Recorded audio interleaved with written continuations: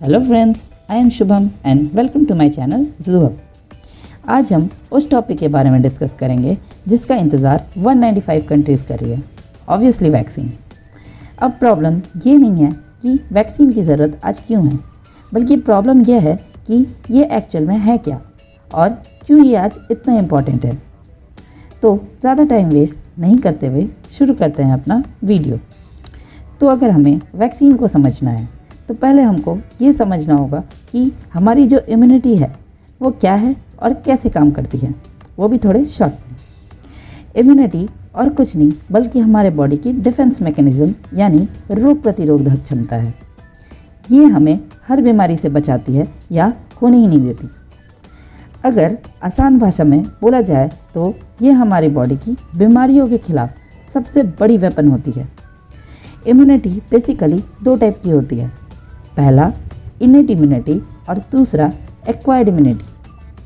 Innate immunity वो immunity है जो खुद काम करती है और हमारे शरीर के अंदर बनती है। ये बचपन से ही हमारे शरीर में बनती है और हमें बीमारियों से बचाती है। इसके कुछ एग्जाम्पल्स हैं जैसे आंसू, कफ, पसीना, लिवर सेल्स, एंजाइम। दूसरी तरफ एक्वायर्ड इम्यूनिटी वो इम्यूनिटी है जो हमारी बॉडी के बाहर से हम उसे प्रोवाइड करवाते हैं या समय के साथ खुद पर्यावरण से प्राप्त हो जाती है। इसका सबसे बड़ा एग्जाम्पल है वैक्सीन। अब आते हैं वैक्सीन पर, जो कि हमारा असली टॉपिक है। तो वैक्सीन और कुछ नहीं बल्कि वही वायरस का एक सैंपल है जिनके अगेंस्ट हमें इम्यूनिटी बनानी होती है। दूसरी बात, वैक्सीन सिर्फ वायरल इन्फेक्शन में ही यूज़ होती है।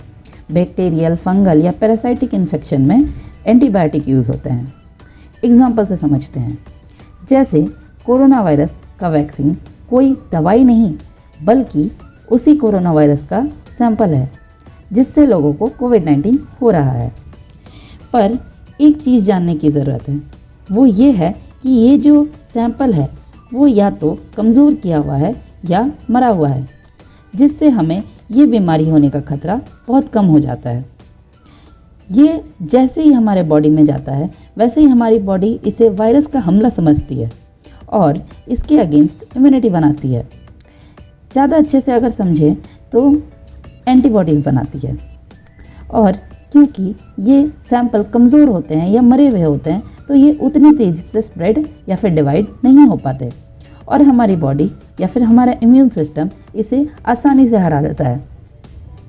इसके चलते हमारी इम्यून सिस्टम में एक मेमोरी बन जाती है कि अगर ऐसे टाइप के कोई भी वायरस हमारे बॉडी के अंदर एंटर करते हैं, अगले बार अटैक करते हैं, तो हम इससे किस तरीके से लड़ेंगे। अब ये जो वैक्सीन होते हैं वो दो टाइप के होते हैं, पहला होल यूनिट वैक्सीन और दूसरा सब यूनिट वैक्सीन। अब हम इसे थोड़ा विस्तार से समझते हैं। होल यूनिट वैक्सीन क्या होता है?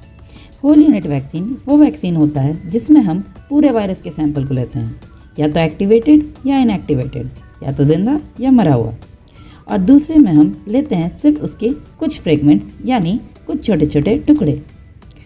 अब हम इसके कुछ डिफरेंसेस को देख लेते हैं जिससे आपको समझने में थोड़ी आसानी होगी। होल यूनिट वैक्सीन जो होता है वो दो भाग में बटा हुआ होता है, एक्टिवेटेड वैक्सीन या इनएक्टिवेटेड वैक्सीन। ऊपर मैंने बताया आपको। एक्टिवेटेड वैक्सीन जो होता है वो थोड़े से कमज़ोर सैंपल्स होते हैं जो कि ज़िंदगी भर के लिए मेमोरी बन जाते हैं इम्यूनिटी के लिए। ऐसा क्यों? ऐसा इसलिए क्योंकि जिसको हराने में ज़्यादा मुश्किल होता है उसको हम ज़्यादा देर तक याद रखते हैं। इम्यूनिटी का भी वही हाल है। इम्यूनिटी को हराने में इसको बहुत टाइम लगता है क्योंकि ये ज़िंदा होते हैं, तो इन्हें हराने में बाकी इनएक्टिवेटेड और सब यूनिट वैक्सीन से ज़्यादा टाइम लगता है। इसमें डिजीज़ होने का खतरा भी होता है। इसके कुछ एग्जाम्पल्स हैं जैसे टीबी का वैक्सीन, पोलियो का वैक्सीन, मीजल्स का वैक्सीन एक्सेट्रा। इनएक्टिवेटेड वैक्सीन में आते हैं। ये मरे हुए सैंपल्स होते हैं, इसलिए इनको बूस्टर्स की ज़रूरत होती है, मतलब जितनी बार प्रॉब्लम उतनी बार वैक्सीन। इसमें डिजीज़ होने का खतरा बिल्कुल ही नहीं होता है। इसके कुछ एग्जाम्पल्स हैं जैसे रेबीज़ हो गया, टेटनस हो गया, और भी कुछ कुछ वैक्सीन आते हैं बाज़ार में। अब आते हैं हम सब यूनिट वैक्सीन में। इसमें वायरस के कुछ डीएनए फ्रेगमेंट्स या कुछ टुकड़े लिए जाते हैं। ऐसे हम जानते हैं कि जो वायरस होता है वो डीएनए या आरएनए से बना हुआ होता है, इसमें सेल नहीं होता है। मैंने अपने पिछले वीडियो में आपको बताया है। इनको भी बूस्टर्स की ज़रूरत होती है ऑलमोस्ट 5-5 साल में। इसमें डिजीज़ होने का चांस बहुत कम होता है। इसके भी कुछ एग्जांपल्स हैं, जैसे हेपेटाइटिस ए, हेपेटाइटिस बी और इन्फ्लुएंजा के वैक्सीन। और भी एग्जांपल्स हैं, पर इतना समझने में काफ़ी है। एट लास्ट मैं यही कहना चाहूँगा कि वैक्सीन बिल्कुल सेफ़ होते हैं और इनके बहुत से क्लिनिकल ट्रायल्स होते हैं, जो कि आप देख ही रहे हैं। और दूसरी बात यह है कि ये जो कोविड-19 की वैक्सीन है, ये भी सब यूनिट वैक्सीन है, जो कि ऑक्सफोर्ड यूनिवर्सिटी लंदन में लगभग तैयार हो चुकी है। इनके लगभग क्लिनिकल ट्रायल्स ख़त्म हो चुके हैं। So guys, if you like my work, please like this video and subscribe my channel.